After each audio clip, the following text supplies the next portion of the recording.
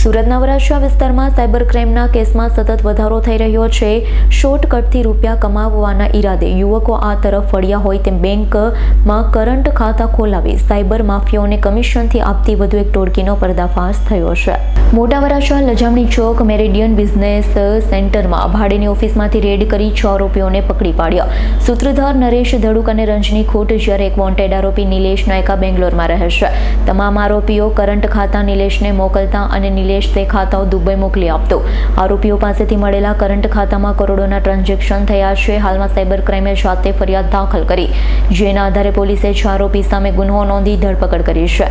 Nilesh wanted છે। પકડાયેલા આરોપીઓ પૈકી 5 આરોપીએ બોગસ ડોક્યુમેન્ટથી બોગસ પેઢી ઊભી કરંટ ખાતાઓ ખોલાવ્યા। સૂત્રધાર નરેશ ધડુક આરોપી રજની ખોંટ સાથે મળી લોકોને લાલચ આપી કમિશન પર કરંટ બેંક ખાતા લઈ નિલેશ નાયકને મોકલી આપે। આરોપી અનિલ નાગેશ્વર ગીરી, કમલેશ વિઠ્ઠલ જોશી, કિશોર છગન સભાયા, પ્રફુલ્લ રાઘવ પટેલ પોતાના નામે બોગસ ફોર્મ ખોલી તેમાં બોગસ ડોક્યુમેન્ટ બનાવી બેંકમાં કરંટ ખાતું ખોલાવી 15,000ની લાંચમાં નરેશને ભાડેથી આપી દીધું હતું।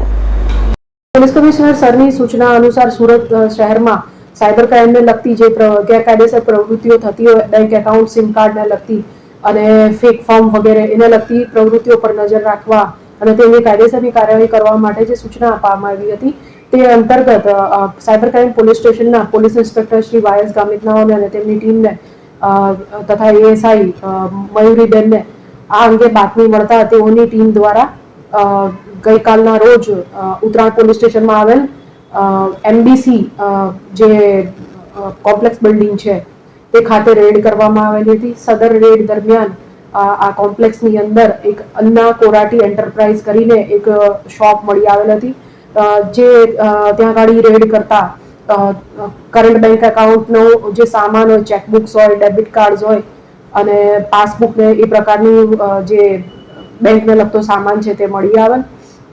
આ દરમિયાન ત્યાં હાજર ઇસમોની પૂછપરછ કરતા કુલ હાલ 7 આરોપીઓની ધરપકડ કરવામાં આવેલ છે।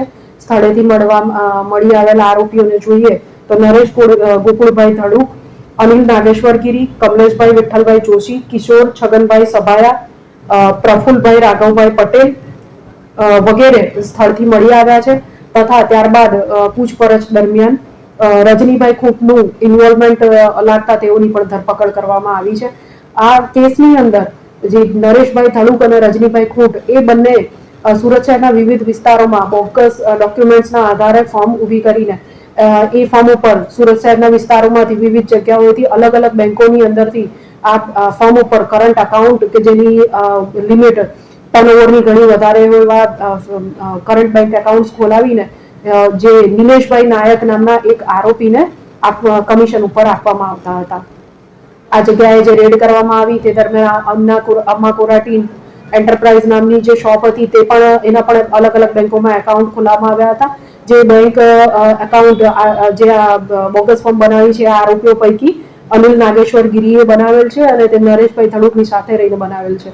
આ ઉપરાંત આ ગુનામાં જે આરોપીઓ પકડાય છે તેઓએ દરેકે પોતાનું બેંક એકાઉન્ટ ભાડે આપવા માટે આ રીતની બોગસ ફોર્મ ઊભી કરેલ છે, જેની અંદર કરંટ એકાઉન્ટ ખોલાવીને એ લોકો આગળ સાયબર ક્રાઇમ આચરવા માટે આ એકાઉન્ટ ભાડે આપવા માટે આ પ્રવૃત્તિ કરતા હતા।